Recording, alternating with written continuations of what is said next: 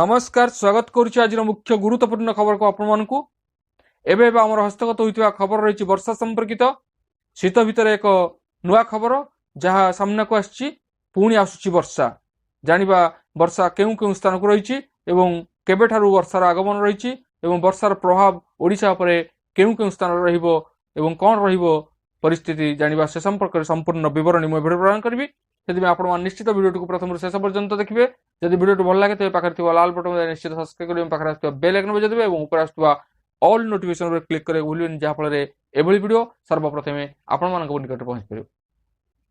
तेज आसतु जाना वर्षा संपर्कित विशेष गुरुत्वपूर्ण सूचना नुआ वर्ष आरंभ वर्षा पश्चिमा झड़ प्रभाव में राज्य में वर्षार संभावना जानुरी प्रथम सप्ताह शेष आड़ को किसी जिले में हालुका वर्षा हो पारे बोली पाणीपाग विभाग पूर्वानुमान कर एने पाणीपाग विज्ञानी उमाशंकर दास सूचना देते आगामी 5 दिन रातिर तापमात्रा रे कौन परिवर्तन संभावना नहीं बोली से कहते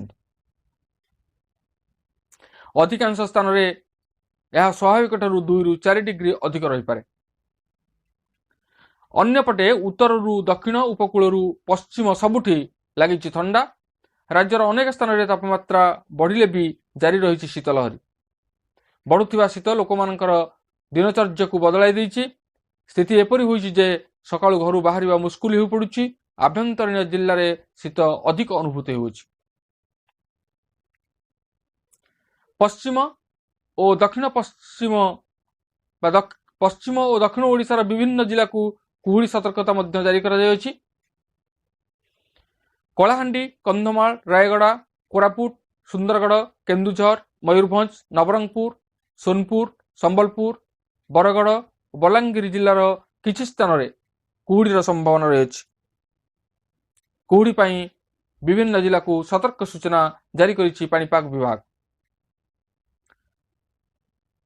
तेबे शीतर प्रकोप सारा राज्य रे अनुभूत होउछि जहाँ जनजीवन को अस्तव्यस्त करुछि एवं ता संग को कुहुड़ी मध्य जनजीवन को किछि मात्रा रे प्रभावित करुछि। फल रास्ता जीवा आसवा करने लोक मुस्किल हो पड़ुछि। वर्षार आगमन लोक मन में एक प्रकार भय मध्य सृष्टि करिथिला।